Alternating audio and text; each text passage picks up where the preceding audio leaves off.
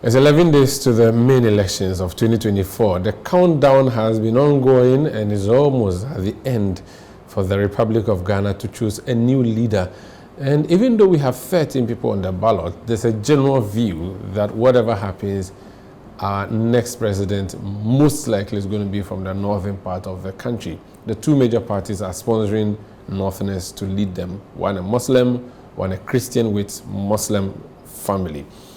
Now, that's not really our focus today on face-to-face. Our focus is the final laps of the campaign. The NDC wishes to come back from opposition.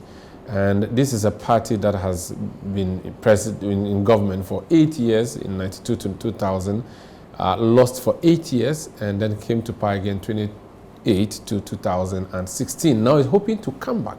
The incumbent party says it is going to break that 8-year cycle. So on the face-to-face today, I have someone who was in the thick of affairs of elections, the past two elections for the NDC. I'm going to ask him, in these dying days, what really are they doing? The message must have been sent by now, or has it not? My name is Umaru, Sanda, Amadu. I'll tell you who my guest is when we come back.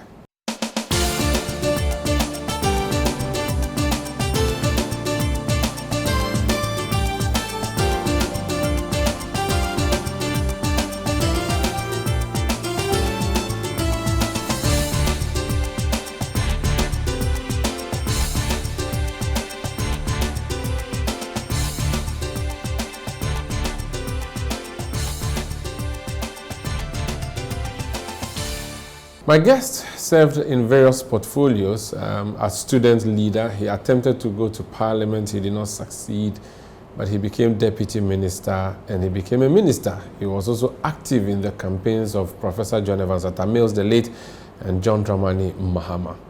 He was former minister for sports before the NDC left office. The Honorable Elvis Afriyie Ankrah is my guest. How are you, sir? Very well. How is it going? Very well. You're looking good. Yeah. 3 Ps. You're looking prosperous. Yeah. I don't know whether I should celebrate this or I should cry. But maybe let's just say it's fine. Thank God for life. Someone said my blood, Sabo. Do you know Sabo? You don't know Sabo. If you're in the village, Sabo is that thing they put groundnut and maize, put it in a corn husk and tie it with a rope. So the person said, I have tied. Charlie. The swag is on spot. Thank you. Yes. I'm learning from you. I mean, I beg. How is it going? Very well. I was going to say how is retirement, but I know you are not retired. I'm gearing up for the next phase. Before we talk about the election, you were Minister for Sports, watching the Black Stars fail to qualify to the Africa Cup of Nations for the first time in 20 years. What does that make you feel? It was very, very sad, and particularly when I didn't watch it live, but I watched a replay, and when I saw when Kudus was going to take the penalty and the way the crowd was jeering at him, I was so shocked. I've never seen anything like that. And I think that it's about time the whole country take a closer look at the entire Black Stars, soccer, sports, and do a rethink. It's time for a reset, as we want to reset. In sports as well? Yes, absolutely, because the results speak for themselves. And I think that we had the opportunity to exercise a certain tendency way back in 2014, but we did not do it sufficiently well enough. And it was like putting plaster over a sore. So we had a blueprint that we did not implement. Yes, and also the focus was on unnecessary externalities, the sensationalism. And yes, things happened in Brazil. I was in charge. I took responsibility. I apologized. But there was so much focus on non-essentials. People, up to today, people still believe that I bought coconut for $100. Completely senseless, and all things that are not true and are not necessary. But if you want to summarize what actually happened, because that was the breaking point where the love for the team started dwindling. Till date, I see people, and because they assume that I was a sports minister, I had a bad experience, so they assume that I'll not support the Black Stars. Oh, we'll never support it. I said, why wouldn't you support them? It's our team. That's our team. That's the only Black Stars we have. I have moved on long ago. And the sad aspect is that most of these players, 95-99% of the players are new, fresh. They were not part of all those things. Even Jordan, who was in the team then, was not part of all those shenanigans. So I think we should forgive them.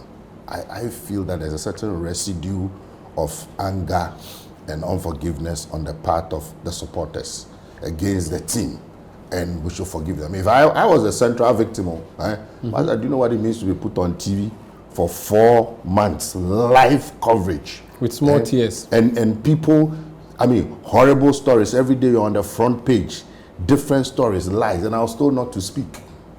You know what that means? But I've gone through, I've survived, you know, and I've forgiven them, I've moved on.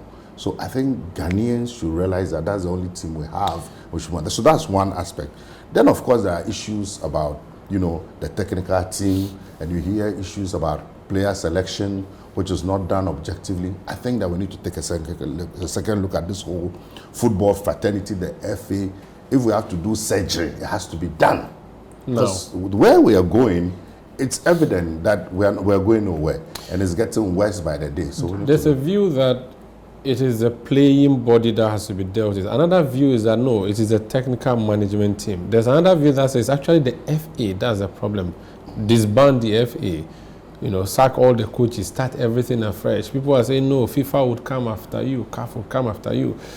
What can government do? What's the extent to which government can act in these matters? The first thing we have to do is to vote the new government into power. Because obviously, if this government could do anything, it's been 8 years, they haven't been able to do anything. And we're going from bad to worse. So you need a new government with a fresh mandate, with new ideas, so that we can reset. When you do that, then we'll look at all the issues objectively. And I think that the FA have a part to play, the team has a part to play, the technical bench also have a part to play. You know, we should get, with the players, we should get them to the point where they realize that when you are called up to play for the national team, it's an honor. So you should be ready to play for next to nothing. We need to psych them. It doesn't mean that we should not reward them. But you see, what happened in Brazil, the government said we'll give you 82,500. They insisted that they wanted their 100, so they held us to ransom. So even before the first man, they said if we don't pay, they won't play. So we gave them the 100. Then they now said we want the money in cash. We said, how do we get you the money in cash? They said, all tournaments we get cash. So we had to find a way. And they threatened to boycott the last match. And indeed, they boycotted 2 training sessions before the Portugal match. So we were compelled to find the money for them. And you saw how they kissed the money. Nobody should hold the country to ransom. So that's what they did at the time. Do you Yes. think they still do it now? Or No, should the FA that is holding us to ransom? I'm saying that culture, that attitude, they were not... it was not exercised from them. It's a mindset, it's a mentality, it's an entitlement mentality. So when you have players who think that they are doing the country a favor, you know, it influences the way they play. If you look at the Stephen Appiers and all those people that we talk about, you look at their commitment, their passion, their dedication, it manifested in the results. So that's one dimension. And then we also hear about player selection based on favoritism, based on business interest. I don't have any evidence, but that is what is out there. But can government come after the FA though? Even if there's a change of government, can you come after the FA and succeed? The last time we tried the normalization committee, we saw what the FIFA was doing. We are in a very terrible situation now, as it were. Unless we say we'll fold up our arms, okay, then government may have to consider whether funding should continue, because it's the government that funds the team. We cannot continue like this. That's the point. And I think that dialogue is essential. We need to call all the stakeholders together. What can we do? There's a football fraternity. You know, there's a football society. There are people who have the knowledge, the Hotama close and all that. What can we do? I think that approach will be much more constructive. And then we do what needs to be done, not just any, cosmetic solutions, but we deal with the problems. So, for example, if we say that in the next 3 to 5 years or next 2 years, we are not going to engage in any international tournaments, that's one way to look at it. I don't have all the answers. Or we say, look, let's begin to look at the starlets and the satellites, because the teams that give us glory, the players came from the starlets and the satellites. They are the ones that graduated into the Black Stars and gave us glory. What is the state of the starlets? What is the state of the Black Stars? What are the processes for identifying? Exactly. that is why in our manifesto we're saying that we want to support the Premier League teams and pay them some money. Give them money to pay the players, because most of the players are not well paid. That is why they will go to Indonesia and Qatar just to survive. But we believe that if we have the players, it's not every player who wants to go abroad. But if they have a good, decent salary that they can take care of themselves and their families, then you will make the league stronger. Right now, every player that dribbles 3-4 people is looking for a country to go to, because he has to survive. He has a family to feed. I would think that if you give them something that will make them survive, in Ghana, most of them will not want to go through all that hassle. Then you build a strong league that forms the foundation of a national team. And then also look at having a strong standby local team. So that in we used the to have event, local blasters. Yes, so in the event that some of these players begin to be, you're going to play a match, 8 of your players that you've prepared that they are going to play. Your strategy is based on them. They tell you they are not available. So those are things that we should look at. Let's move on. So you said you want for us to fix football, we have to reset Ghana, which means to get a new government, and that is your agenda. It's 11 days to the election. I do know that they say that even one day is a lot of time in politics, but it's 11 days really. If you haven't succeeded if you have not won the election as of tonight, I'm not sure you would win it. No, as for elections, we are on course to massive, unprecedented victory. Really? But again, from experience, I'll tell you that these are the most sensitive days in an election. These are the most sensitive. You were director of elections? I was director of elections, and don't forget that recently I lost an election I was supposed to have won. Well, you lost an election. I'm telling you, everything showed that you were winning. I was winning. So the night before, many things happened. Many things happened, which I cannot even say in public. Many things happened, and we also were happy. Was it vote buying? Well, I can't go into that. Those are internal party matters. But the point I'm making is that we're cruising. Victory is beckoning at us. But this is where we need to intensify our efforts in terms of campaign, in terms of all the activations, in terms of the messaging, in terms of preparing for the actual day of polls. So it's like a lawyer goes to courts for years, he's arguing his case. There comes a point where he must make his closing arguments to the panel. And this is where we are now. We're beginning to make our closing arguments to the panel and also put in place the necessary structures for what we'll do on the day. So that's where we are. What are the things that could go bad or wrong at this time? I think that as a man of faith and a spiritual person, I don't think I'll use your platform to talk about what could go bad. I'd rather say things we should do to ensure, to make assurance double sure. So, like I said, the messaging has to be tighter. At the beginning, you realize that people said they did not understand the 24-hour economy. We've tried to shape it using analogy, and I'm sure we'll go into that, and all the other things that we have to do. Well, our manifesto is so rich. It's so rich. So that's why, as a member of the manifesto committee, I have taken it upon myself. You don't see me in Accra alone. I go out to the regions and I engage the local media so that people can understand the message, because 99% of the people will not take that bulky document and read.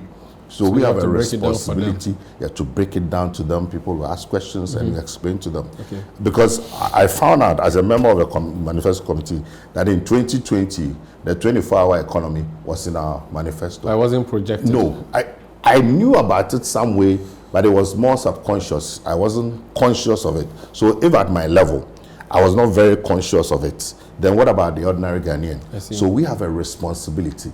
There's so much in there. I was doing some work before you came in. So talk about the hard election and the messaging and all of that, but let's talk about two key stakeholders in the election, security and the Electoral Commission. What's your assessment of preparedness, readiness, and your trust in these two institutions as we go into the election? First of all, the Electoral Commission, then we talk about security. Well, unfortunately, the Electoral Commission hasn't given us much reason to trust them based on their conducts. And I was in Jimpa Law School in 2019 when I was appointed as Director of Elections. And I came in the first 2 months, I tried to combine, After a few meetings with the EC, I told my friends, look, this J Mensa and EC, they're a full-time problem. I cannot combine them with school. So I had to leave the Jimpa Law School so that I could just focus on them. And sometimes when I see and hear the things going on, I get a sense of deja vu, because it's like the same script is being played. Issues about register. We went through the same things in 2020. You recall when they wanted to do the new register, we had gone for a meeting, and that meeting had about 4 items on the agenda: audit report on district assembly elections, and then inspection of offices of political parties and AOB. All these issues were discussed exhaustively. Getting to the end, then somebody from GCPP asked that there were problems with some of the BVDs during that election, I think the assembly elections also, or the referendum. So what is the AC going to do? And in her response, she said she's asked Parliament to give money to replace BVDs, but then they're also considering a new register. So I raised objection that new register, no, this is not, we're not here to talk about that, she's just responded. We went home. By 8 p.m., she had released a statement saying that after extensive deliberations, all the stakeholders agreed that there should be a new register. My brother, if you were in my shoes, and your mother spent money to take you to school, and you were in a meeting with such an agenda, and you participated, and you leave that meeting, and you were a major stakeholder, and an entity like Electoral Commission issues such a public statement, purely deceptive, false, would you trust them?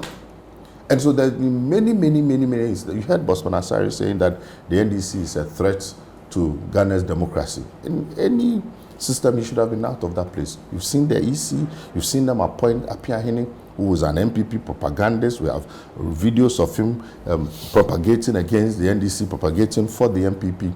All these things do not give enough confidence. And then you see the issues, let's do a forensic audit.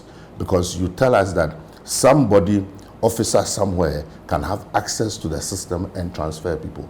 So how many people have done that? So let's look at the entire system, the architecture, and see the kinds of safeguards that are in place. They said they won't do it. So these are all things that they've done that do not give confidence. So going into the election, you are not confident of the referee? Oh no, we cannot be. That's why we need to be. What if you end up winning? What would happen then? So we'll end up winning. It's like going into a match with a referee that takes bribe. Excuse me, I have to use that. But a referee has a certain track record, and it happens. This particular referee are going to play the match. This referee, that's how he is. So, and particularly with this team, he will be biased. So what you need to do is to ensure that you win the match in 90 minutes, number one. You ensure that you don't mess around in your penalty area so that he'll give you a penalty. Make sure that you score 2-3 clean goals. Otherwise, before you realize, he'll give you a penalty. So those are the things that we need to be extra. It will not be because you bastardize the commission unnecessarily and end up winning, and then you would... We have not bastardized the commission. Everything that we've put out is based on facts. The facts, if you recall, when this Pussy Guy issue came up, initially they said it wasn't true. But subsequently, when we insisted and provided the evidence, what did they do? They had to interdict the person involved. So in every single case, we have provided sufficient facts, documentary evidence. I'll give you another example. When we went to do the printing in 2020, way back in 2020, they didn't give us the data. We trained people to go and monitor printing. They must have data so that they will know the quantum of ballots that are being printed in each printer house. You didn't give us the data. We had to hold a press conference, I recall, at the Assembly Press, made a lot of noise. Eventually, it was the printing houses that gave us the data. This time around, there were issues about having the data. Why should you do that? And then extra ballots were printed again at InnoLink. We found it, destroyed it, and they came out and said, all kinds of things. Again, one of the most significant things that happened in 2020, which people do not know. After the special voting, when we went for review, we saw that the pink sheet, there's a part where you fill when at the beginning of the polls, number of 100 booklets, 50, etc. And then when you feel that at the end of the polls, the ones left, you also fill. Then when you count, you'll be able to determine if there were extra ballots. So that is what we call the ballot accounting part. It was removed from the pink sheet. That's a very serious matter. And I recall the chief of staff then and the national security minister said, Madam J. Mensah, you're going to create a constitutional crisis. Ensure that these things are restored before the main election. 6th of December, we go back and she had introduced stamps. Okay, stamps. After the election, when we did our audit, we realized that a lot of places in Ashanti and Eastern region did not have the stamps. Some had stamps, they were not filled. Some were filled, no signature. What it means is that when there is overvoting in those places, the mechanism that has been put in place to check it has been removed. And these things happened. Okay. I'm telling you facts. Since you're talking about a ballot paper, we would have a ballot paper with a photograph of a dead person, going into the election. You are one of the parties that said, no, the ballot papers must not be reprinted. Is it not going to be a problem that you have number 3 that is really not any number at all on the ballot? What if she wins? Well, maybe we're going to resurrect her. But Jesus hasn't come back. So I know he's the only one who is the resurrection and the life. So, I mean, we know that practically she can win. So I think that we need to be pragmatic, okay? Looking at the situation, looking at the time available and all that, we felt that, you know, because you've campaigned number 8, you don't want to change your number 8. In any case, even, I mean, with all respect to her, may her soul rest in peace. Even when she was alive, what was the impact? So I think we should be real. Let's move on to something else. This is Face to Face on ChannelOne television. My guest is Elvis Ankrah. When we come back, I'll ask him about the police as well, and also the judiciary, because these are all key stakeholders in the election. And maybe let's talk about Baumia and the economy. Media. And then, yes, we'll talk about breaking the 8. Baumia and the economy.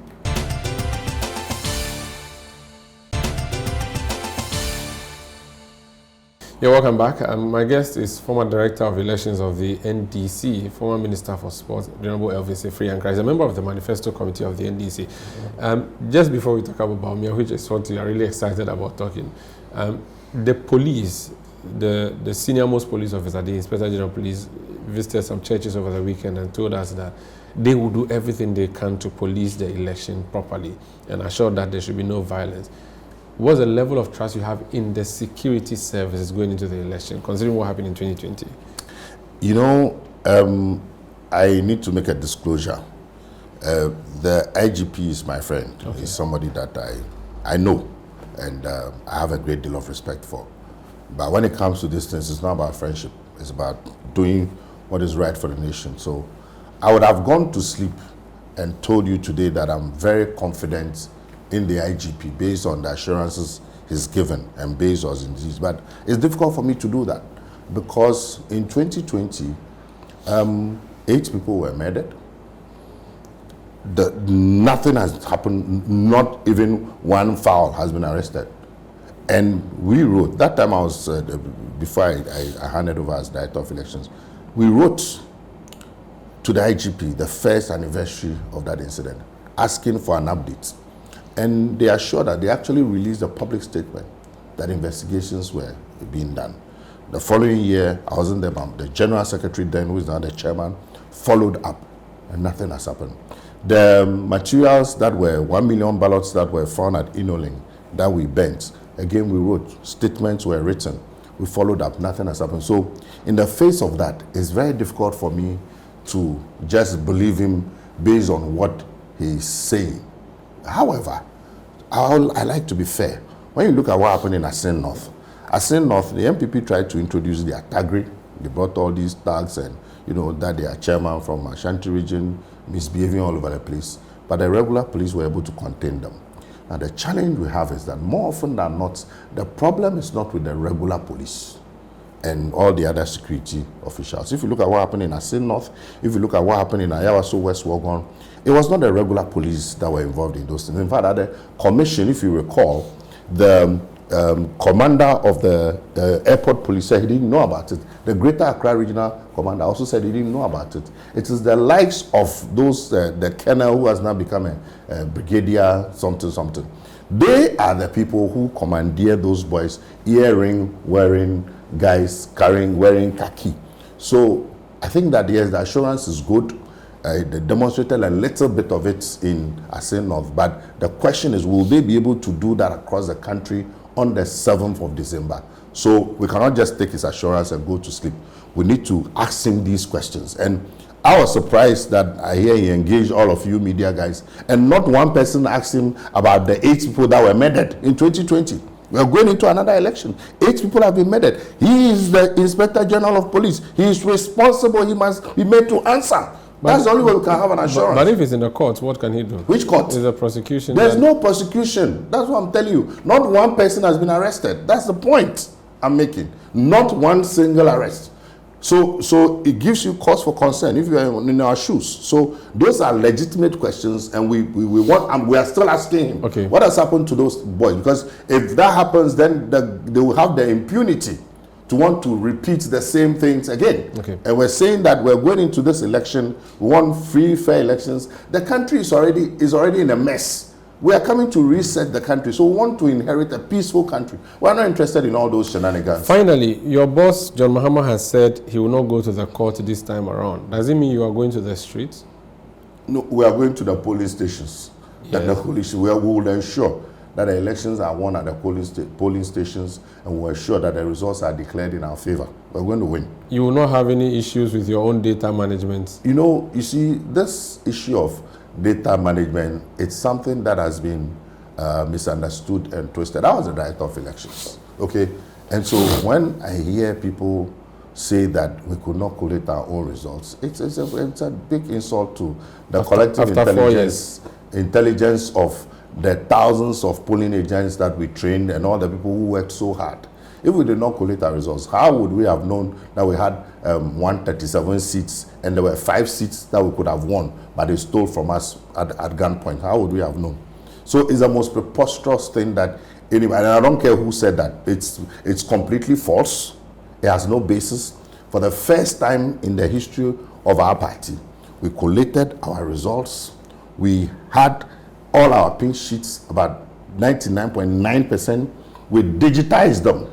Okay, I like to be truthful. We had a problem with the system. So again, people say we didn't have a collation center. I'm sure you were there. Mm-hmm. You saw at our conference, you saw the system. Yes, but it shut down around by the grace of God, I set up those things, even though I was not. IT was not part of my mandate, but we worked together. They collapsed. So we helped them to set up the system. By 11, the system slowed down. It shut down. So if anybody says the system slowed down, that's the truth. But to go on and say that we didn't have our results, that's preposterous. But when it shut down, you were helpless. I saw your agents. You had nothing to do.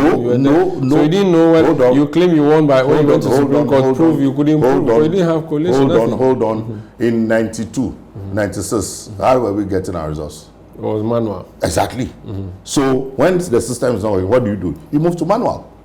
So we had our results by manual. We were expecting that by the 11, 12 or latest 1, that system would have had that result. So if you say the result did not come timeously, that's true. For the NDC man who dedicated his whole life and voted for you, and you put your system shut down in 2020, what assurance you have for him that this time you can protect his vote? But it's important that the conversation must be based on the truth. Because if the conversation is based on falsehood, the conclusions will not be accurate. So that truth must be said. So the challenges in 2020, yes. What assurances are you giving to your party that this time around? So let me give you an analogy. In 2020, I'm sure, what is your phone? We're using a particular phone, right? 2024, you're not using the same phone, right? You've upgraded. You have better systems, right? Upgrade is Baumia's campaign slogan.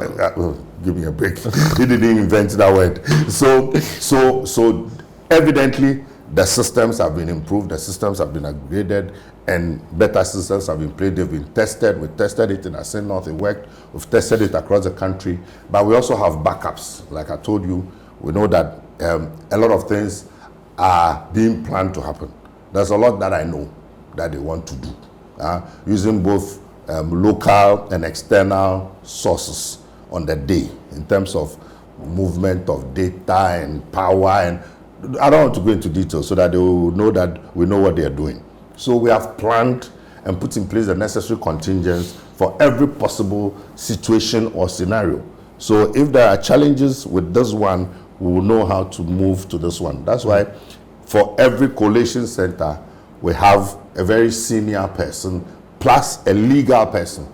Those 2 people will be there. So there are 2 very senior people, the professional forum people, and then a legal person for every single collation center. So push comes to shove, they would be able to transmit the results by means that we have put in place, even in the event that the systems, but the systems, so there are ways to bypass the systems that are managed and controlled locally. So you will not come and say they've hacked into your system. Those who understand what I'm saying, Let's leave it there. Let's talk about the message itself now. So this is generally the election, and Elvis Ankrah was director of elections, so it's important that we just walk through this. And then again, you see, there's something we are losing sight of. In 2020, 2016, we lost by 1 million votes.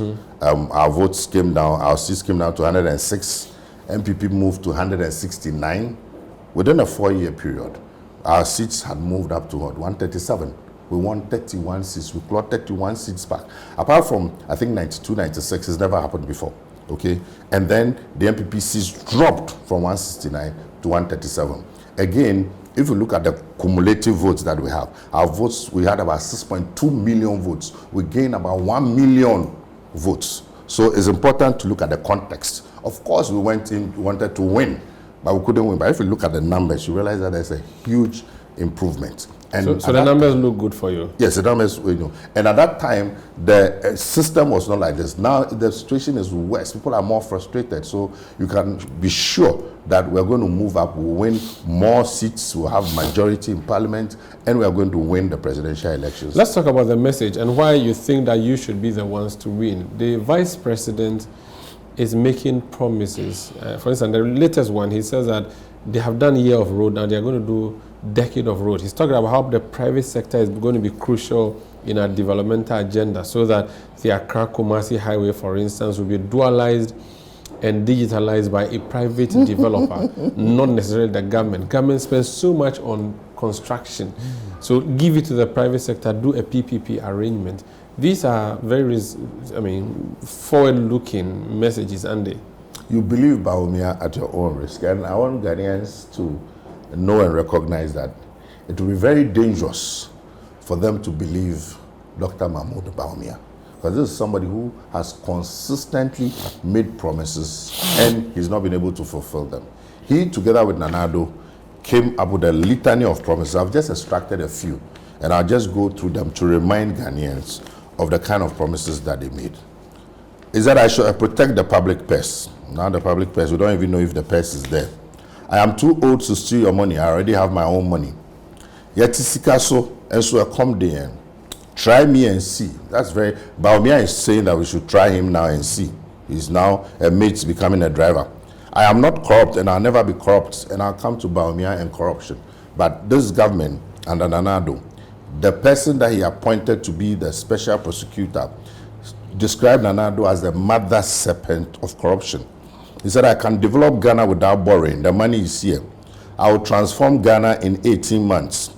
I will not operate a family and friends government. At the last count, there are about 58 people of his family direct in the government. I will fight corruption with advanced principles. I will make the Korle Lagoon and the Odo River a tourist site. I will build a factory in every district. I will give every constituency $1 million every year. That one is Bawumia.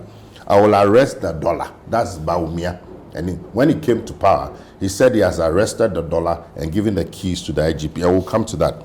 The hike in fuel prices will be a thing of the past. In those days, today, what we're using to buy 1 liter of fuel is 1 gallon of fuel is now 1 liter. Okay? I will make Accra the cleanest city in the whole of Africa. I will build 111 district hospitals in 18 months. People are arguing that they commissioned about 20 yesterday, but they said 18 months, and it's been 8 years. I used to teach in the university. I give my students an assignment. You have a deadline. By 30th, bring your assignments. You don't bring the assignment by 30th, the following month. Then 6 months time, when we've closed the syllabus, then you bring the assignment. It may be the most brilliant assignment. You have failed.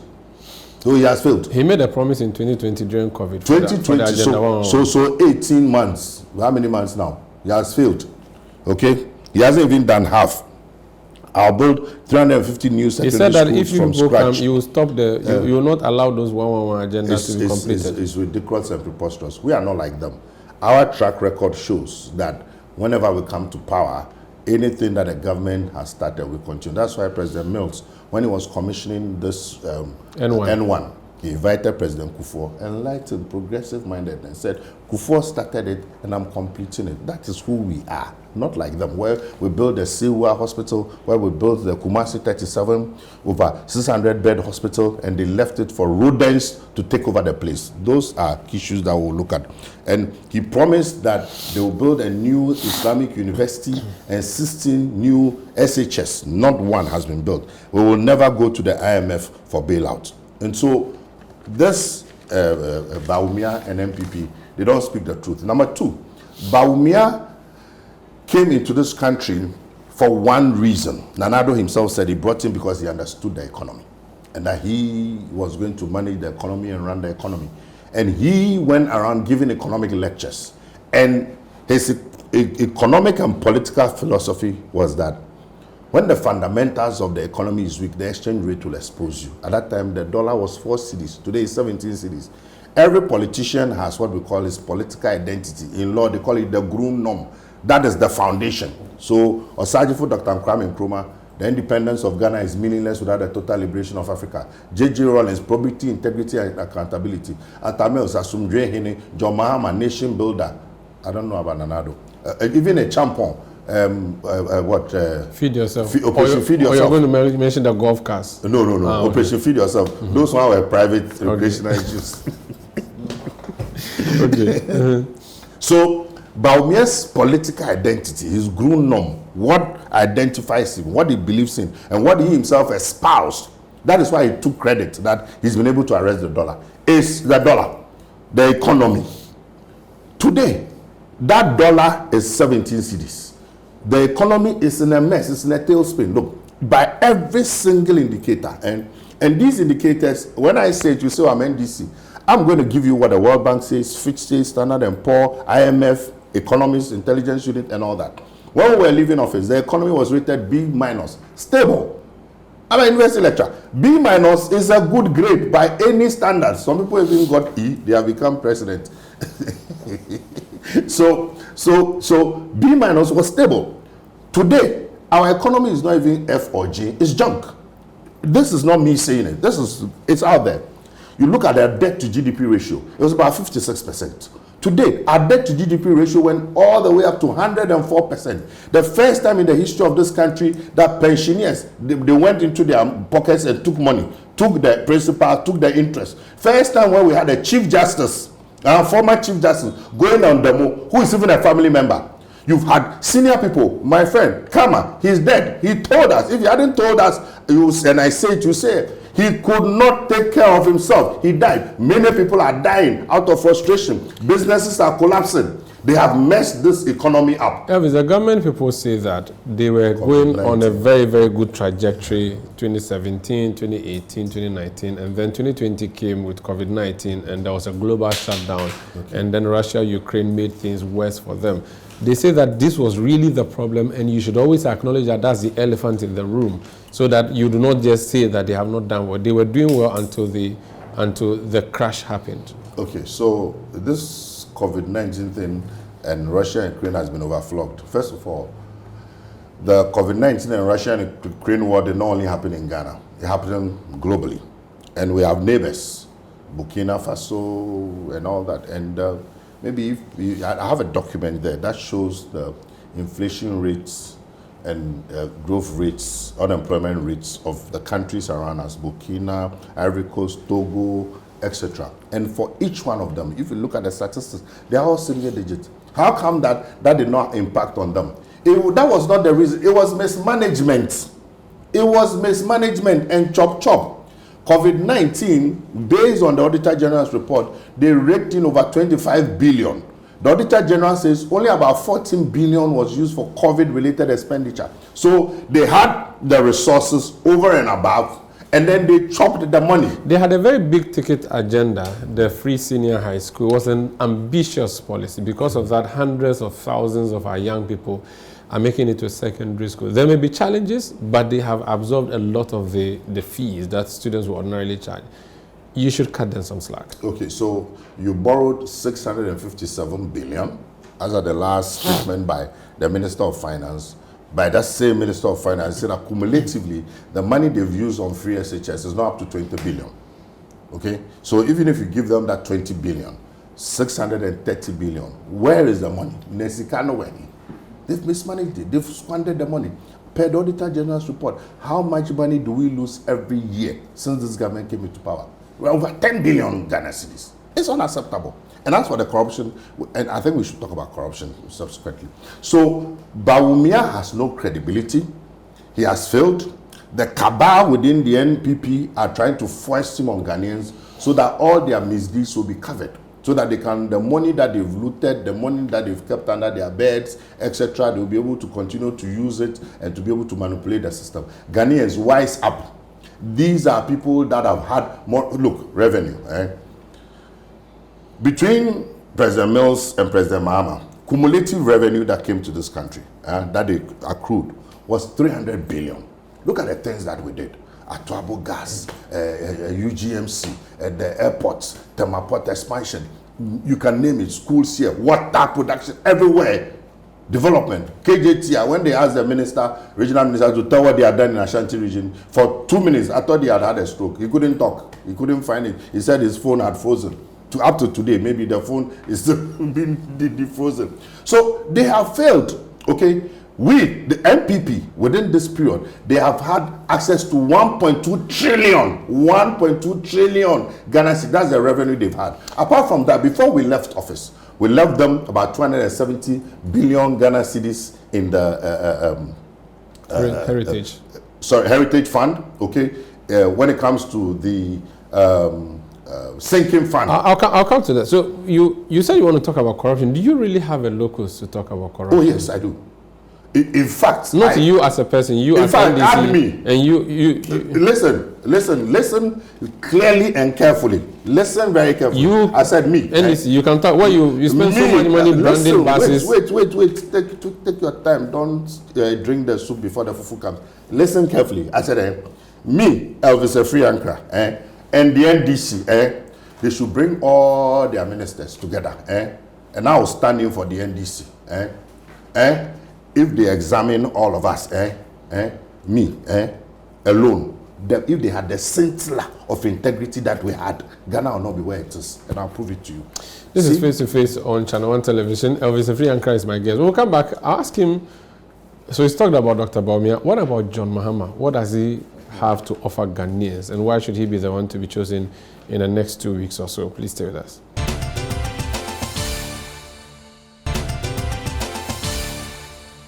You're welcome back. This is Face to Face on ChannelOne TV. My name is Umaru, Sanda, Amadu here with Honorable Elvis Afriyie Ankrah. So give us the John Mahama alternative. Why Ghanaians should choose him on December 7th? You don't want us to talk about corruption? Or the election will happen after December. There will be a second part of the election on December 7th. You want to talk about corruption? Yes, what do you because see, it is one area where, for some strange reason, we have allowed the narrative to flow as if we are the most corrupt, but the facts don't show that. You even have songs written for you. Exactly, and for me, I think it's important to deal with it. So I'm going to just mention the issues, some of the issues that came up during our tenure. Bus branding, Vikiama, JIDA, National Service, Ford Expedition, Brazil, Airbus, etc. Plenty. Now, bus branding, okay, what happened? So the company was investigated and they were made to refund the extra money. The minister responsible was made to resign. My own sister, Jifa Ativo. How many ministers have resigned under this government before? You come to Vikiama, she didn't do anything wrong. She was just having a private conversation. If I get $1 million, I'll leave the system. President said, hey, your salary, even for how many years, will not be up to 1 million. He took action. JIDA, that's what kills me. Do you know I'm the minister who was responsible for solving the JIDA? Yeah. Yes, we did a thorough, independent investigation. Companies were blacklisted. They were made to refund money. People ended up in jail. How then do you put that on the government? And somebody say, and confirm. And confirm Guinea fowls cannot fly, even to this junction. That was a breeder. So when you go, you see day old and confirm, then the breeders come and take it and then go and grow them. So when you go there, you don't see big birds there. It's, you know, and the person who said that actually acknowledged that it was just a joke that he made. But today, people are still talking about it. National Service, was it not John Mahama who did the investigation? And people went to jail, and people's assets were seized, and people's monies, people were made to refund money to the state for the expedition. Who takes a bribe? Somebody comes to give the president a gift. The president did not give it to his son or his wife or any of his relatives. Puts it in the pool, and it is registered under for the state. As I speak today, national security operatives are using that fund. Is that a bribe? How can anybody say it's a bribe? Then talk about myself here sitting in Brazil. Brazil was not about corruption. It was about players, and it was about indiscretion. Players who, you know, but in the it was about carrying cash across the Atlantic. We had to, reckless indiscretion. Hold on.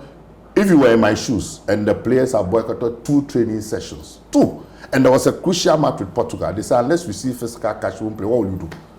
I don't know, for flying cash. You don't know. You see, you don't know. Flying cash in an aircraft. And again, the lie, we didn't charter an aircraft. Carried money that, inside, you know, yes, it happens within states. Anybody who says that within states money is not, that person is naive and ignorant. It was a crisis situation, for God's sake. We had to do that. And you also what happened. And there was a forensic audit, public hearing. Don't forget, I was the president's campaign manager. Yeah. He didn't cover me. He said, go and face it. After that, then we will see. And public forensic audit. After that, you were removed and sent to Jubilee House. Forensic audit by Ernst & Young, independent entity. Nothing was found. And MPP, they've been in power for 8 years. I've not even been invited to a fire service station, let alone police station. If for 1,000 years, if you do this investigation, you won't find anything. Because the motive was not to steal money. Do you know that I'm the only sports minister in the history of this country who were going to a World Cup? I was not given one dime, one CD for supporters. I raised money myself with the committee. So you're saying that when it comes to the corruption fight, you guys are Airbus, the special prosecutor himself, they've cleared the president. The international entities, they've cleared him. So what is the problem? You know, the one that annoys me is the so-called Papano, and they've started those girls that they pay, and then they say all that rubbish. Though the so-called ladies involved, I got to know after 2020. This is somebody who had a child with a very rich person in some region in this country, and the person bought him a house and cars and he was showing off, and then they put it on the president. And you see, I think the difficulty was that if they are saying something and they don't mention your name directly, if you go and respond, they'll say, oh, but who has mentioned your name? But it was couched in such a way. I recall friends calling me from the States, Charlie, they say your president, you know, it's a lie. It's a lie. It's not true. So now you come to MPP. As for MPP, they started first with 1 month, 1 corruption. Then it got to 1 week, 1 corruption. Now it's almost 1 day, 1 corruption. We have over 100, a list of over 100 and still counting.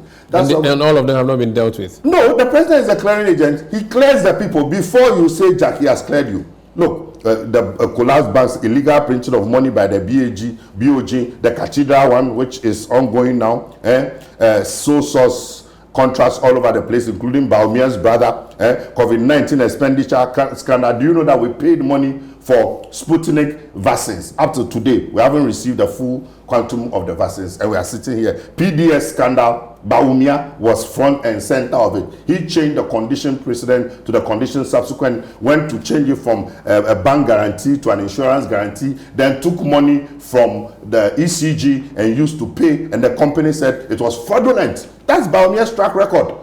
That's Baumia's track record. He was front and center of this whole PDS mess. They still haven't refunded the money to Ghanaians. A Japa is there. SML contract is there. Ambulance spare parts deal. President's daughter now painting bridges and collecting millions of dollars. 13th African Games will also happen. You tag. Did you get some of the tag? Is that the tags for 5 million? I mean, how? Why can we allow these things to happen? Sky Train, Pualugu Dam. Baumia looks at us and says the money, $11 million that was for feasibility studies. Why didn't we go to school? You do feasibility studies, and based on that, you do your design and costing. That's when you win the contract. So feasibility studies have been done, paid for by the German government. So that $11 million, they squandered it. And the oral will recover all that loot. They looked at Marset scandal, Galamsey fraud, mining excavators, and all those other things. We are doing front and back paper. We have 2 minutes to go. Why should John Mahama be re-elected? Many people say, oh, he's coming to, in fact, Bami himself has said it, he's coming to spend just 4 years. He will not be accountable to you. Don't let him come. He has been a bad president. In fact, Akufo-Addo spoke yesterday and said, John Mahama, when he was in power, could not keep the power stable for 12 hours. Why should we trust him that he can keep the power stable for 24 hours? That's 2 minutes, John Mahama, we can end. First of all, John Mahama is honest, reliable, trustworthy. He has a track record of achievements. Within that short period, I told you he borrowed 54 billion. Achievements, a travel gas, KGTR market, E-Blocks, Terminal 3, Circle Dubai, Ho Airport, Kumasi Airport, Temaport expansion. The University of that rodents are playing hospital. We are not in government. They've been in government for 8 years. We had a plan for it to turn it into an aviation hub for the sub-region, so that people will come and repair their aircraft there. They are the ones who have left. So go and ask them. Ridge Hospital, Bolga Hospital, Siwa Hospital, Upper West Hospital, hospitals galore. When it comes to Chips compound, so that's history. In the future, what is going to do? So that is why we need somebody who has experience, who will come and reset this country and put it on a right trajectory. And he has a vision. Not a vice president who has shown that even as vice president he can deliver so much digitalization, drones, zip line, and all those things that he has done. He said that if, even as vice he could do over what, 50? Is it? Why do we allow him to get away with this double speak? On one hand, he was vice president. He was not responsible for anything. On the other hand, he was vice president. He achieved so much. You can't appropriate and reprobate at the same time. You are either responsible or you are not. So he's responsible for the mess the city in which the city is. He's responsible for the mess in which the economy is. His primary assignment was to fix the economy. The economy is in tatters. The economy is worse. And John Dramani Mahama, with his track record, who took this country to a level that we've never seen before, infrastructure that we've never seen before, development-oriented look. The private sector held a forum at Kempinski. They said under John Mahama, in only 4 years, $13.5 billion worth of private capital came into this country. They have the confidence in. The day there's a change of government, you will see the investors that will come. They don't have confidence in this government with this judicial system and everything which is warped and corrupt. So we have a vision, the 24-hour economy, the women's banking, agri modernization and mechanization, the industrialization, the big leap, the digitalization that you are talking about. It was John Mahama that created the infrastructure, the 1,000-kilometer fiber optics networks from all the way to Boku. It was John Mahama. The 300-kilometer radius fiber optics for Ankrah. It was John Mahama. He is the one who set up the infrastructure and laid the foundation, the Accra Digital Center, and all those things. So we have the vision, and we are going to train 1 million coders, set up a $50 million Elvis fund with the private sector. Former minister. Yes. Former MP aspirant. Former director of election. Thank you so much. Former teacher. Former teacher. Failed law LLB student. I didn't fail. Okay, unsuccessful LLB. No, student. I didn't. It wasn't outside. You finished. I had a higher calling. You know. It's good to speak to you. My name is Umaru Sanda. Amadu. This has been Face to Face on ChannelOne TV. We'll be back next week. Please stay with us.